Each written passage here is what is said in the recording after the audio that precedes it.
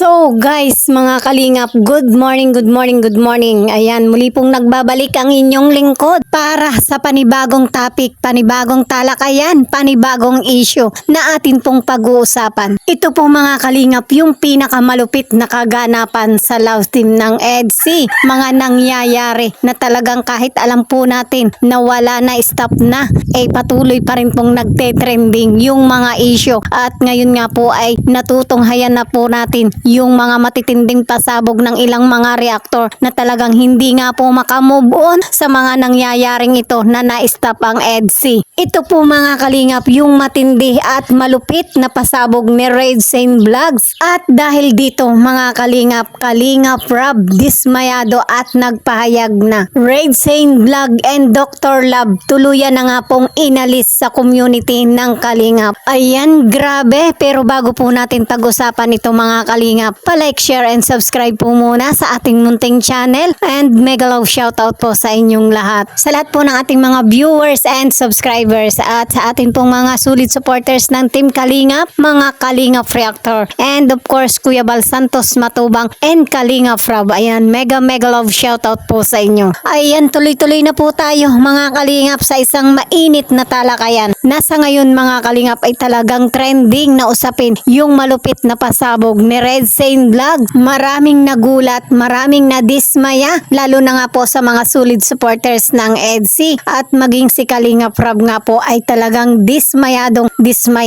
na kung bakit nga po dumating sa ganitong punto na walang kaalam-alam ay may ganito pala pong issue. Ito po mga kalingap, ito pong matinding pasabog ni Red Saint Vlog ay tunay naman po talagang reveal na napakaselan. At syempre mga kalingap, kung batas at batas po yung pag-uusapan, isang mabigat na kaso yung kahihinatnan. Grabe, napakasilan. At kung iisipin nga po natin sa puntong ito, ay talagang pilit nga pong pinababagsak nila si Kalingap Edo. At maging yung nanay nga po ni Kalingap Edo ay talagang apektado na may mga plano na nga po na ihantong ito sa kasuhan. At syempre kahit sino naman po, basta alam po natin na walang katotohanan nito, bakit nga po hindi sampahan ng kaukulang kaso? Pero syempre kung totoo man po o hindi naman po natin sinabi na ito ay totoo, at hindi rin po natin sinasabi na ito ay hindi totoo. Pero alam po natin na ito ay napaka-confidential at may proper way na pwede pong gawin, na dapat sana po mga kalingap ay hindi muna isinapubliko, na kumbaga mga kalingap ay talagang pinag-isipan po munang mabuti kung ito ba ay dapat na isapubliko o dapat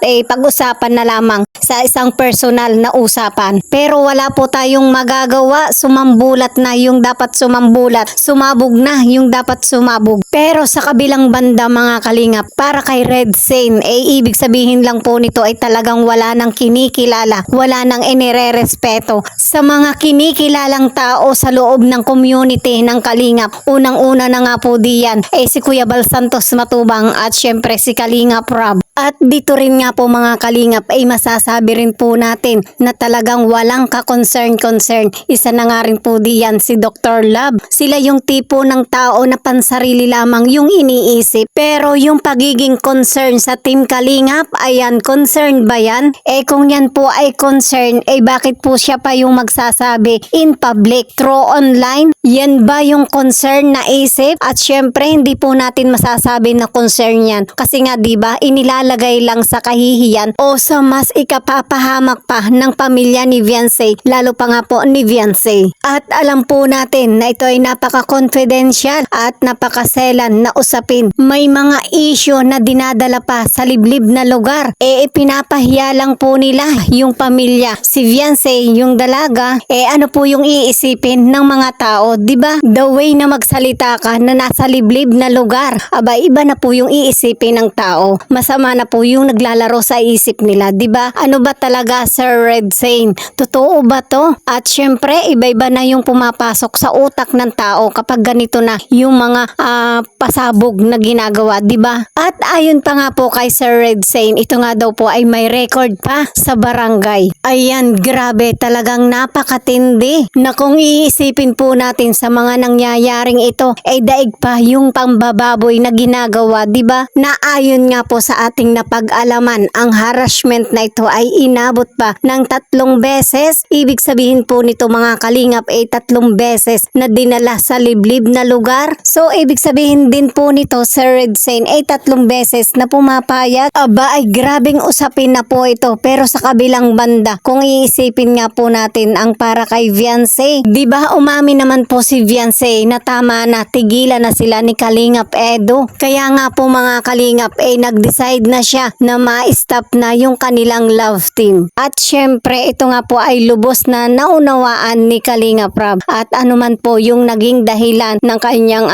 pagdidesisyon na ma-stop yung kanilang love team, lubos po niya itong inirerespeto. Alam po natin na napakaganda yung layunin ni Kalingap Rab para sa kanyang mga beneficiary, na ang totoo nga po mga kalingap ay ayaw talaga na alisin ni Kalingap Rab si Viancy bilang isang beneficiary ng Kalingap. At dahil nga po sa malupit na pasabog ni Red Zane sa mga pinaggagawa ng 2 Lingap partners, dito nga po ay talagang gulat na gulat si Kalingap Rab. Hindi makapaniwala na darating sa ganitong punto, kaya naman mga kalingap ay talagang nadesisyonan na ni Kalingap Rab na tanggalin sa community ng Kalingap. Yung gusto natin ng katahimikan, pero wala talaga, lalong lumalala ang sitwasyon. Nakiusap na tayo, mahirap pagsabihan. Hindi ko inaasahan na ahantong sa ganito. Actually, may gusto lang akong linawin sa inyo about kay Viancy. Unang-una po, si Viancy ay umayaw lang sa love team, hindi po siya umayaw sa pagpa-vlog sa akin. Andito rin ako para linawin sa inyo yon, kasi si Viancy po ay hindi po siya umayaw sa magpa-vlog or nawakwak. Siya po ay umayaw lang sa love team. Kaya si Viancy po ay kalinga pa rin po siya. About kay Edo, yung inilabas ni Red Zane na which is talagang yun. Hindi maganda yun. Delikado siya doon. Saka lalong napapahamak si Viancy sa ginagawa nila. Tingnan niyo po sa nangyari sa ginawa nila Red Zane. Lalo pong si Viancy po. Lalo siyang kinakawawa ng mga bashers, which is yun po talaga yung ayaw kong mangyari. Si Viancy pong mas kawawa talaga dito sa nangyayari na to. Di ko rin alam kung pero sa mga ginawa nila, may talaga yan. May consequences yan. Hindi yan pwedeng palampasin na lang. Kung gawain, kumbaga nag-alis na talaga sila sa Kalingap. Ginawa na nila yan. Ibig sabihin, ayaw na nila sa Kalingap. Kumbaga, hindi na sila sumunod sa una pa lang, hindi na sila sumunod. So, ibig sabihin, ready na silang umalis sa Kalingap. So, ibig sabihin, hindi na sila Kalingap.